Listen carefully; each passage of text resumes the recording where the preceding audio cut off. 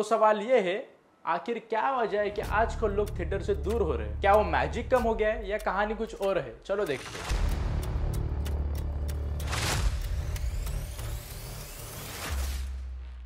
Hey everyone and welcome back to the channel.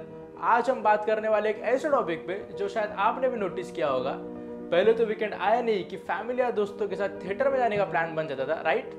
लेकिन अब कुछ बदला बदला सा लग रहा है ना। तो सवाल ये है, आखिर क्या वजह है कि आजकल लोग थिएटर से दूर हो रहे हैं? क्या वो मैजिक कम हो गया है या कहानी कुछ और है? चलो देखते हैं। कोविड के बाद बहुत सी चीजों में बदलाव आया है। लोगों के कंटेंट कंजम्पशन पैटर्न में भी काफी चेंज देखा गया है। घरों में ज्यादा वक्त बिताने की वजह से ओटीटी प्लेटफॉर्म्स और सोशल मीडिया का उनके ऊपर बहुत इम्पैक्ट हुआ है।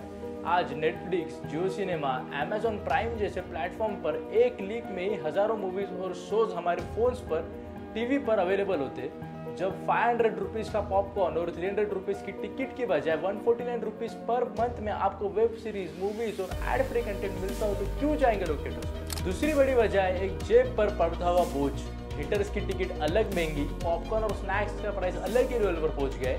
ऊपर से पार्किंग और ट्रैवल का एक्स्ट्रा खर्चा। एक फैमिली आउटिंग अब तो लिटरली छोटी सी मूवी ने एक पूरा बजट प्लान बन जाता है। On the other side compare this to एक महीने का ओटीटी का सब्सक्रिप्शन, जो शायद 1 या 2 थिएटर्स टिकट के बराबर हो। मिडिल क्लास फैमिलीज के लिए ये एक बड़ा फैक्टर है। ट्रूथ ये है कि आज का ऑडियंस स्मार्ट हो गया है। सिर्फ बड़े नाम या आइटम सॉन्ग से काम नहीं चलेगा। जब कंटेंट वीक होता है तो लोगों का भरोसा उठ जाता है। एग्जाम्पल लो 12th film, low budget film थी बट थिएटर्स में चली बिकॉज कंटेंट वॉज सॉलिड।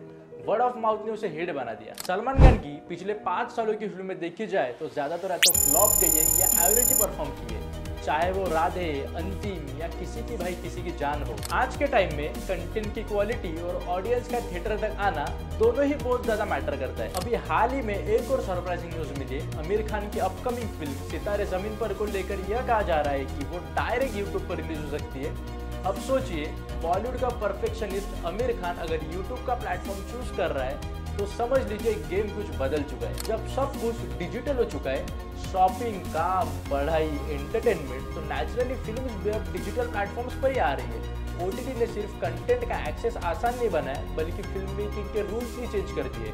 अब बॉक्स ऑफिस कलेक्शन से ज्यादा इंपॉर्टेंट हो गया है व्यूवरशिप, एंगेजमेंट और सब्सक्रिप्शन वैल्यू। यही रीजन है कि आज के नए फिल्म मेकर्स भी थिएटर्स की चक्कर से बच के सीधा ओटीटी या यूट्यूब का प्रेफरेंस दे रहे हैं, क्योंकि वहाँ रिस्क कम होती है और ऑडियंस डायरेक्ट मिलती है। मेरा पर्सनली ऐसा मानना है, अगर फिल्म थिएटर में रिलीज होती है तो हमें जरूर देखने जाना चाहिए, क्योंकि उसके पीछे महीनों कभी सालों की मेहनत होती है। राइटर की कहानी, डायरेक्टर का विजन, एक्टर्स का डेडिकेशन, टेक्नीशियंस का डे नाइट हार्ड वर्क, सब कुछ मिलके बनती है एक फिल्म। ये सिर्फ एक एंटरटेनमेंट नहीं होता है, ये एक आर्ट है। Lighting, background score, sound effect, cinematography, सब कुछ मिलके एक सिनेमैटिक एक्सपीरियंस बनता है जो सिर्फ थिएटर में फील होता है। थिएटर का साउंड सिस्टम, बड़ी स्क्रीन, वो क्राउड की एनर्जी, ये सब चीजें उस मोमेंट को यादगार बनाते हैं।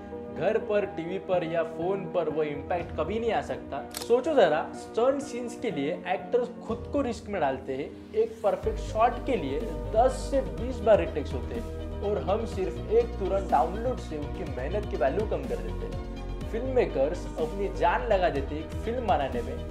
क्या हम उनका काम थिएटर्स में जाके नहीं देख सकते? Support good cinema, support the makers. जब फिल्म अच्छी हो तो जरूर थिएटर में जाओ, क्योंकि वही उस फिल्म का असली मैजिक जिंदा होता है।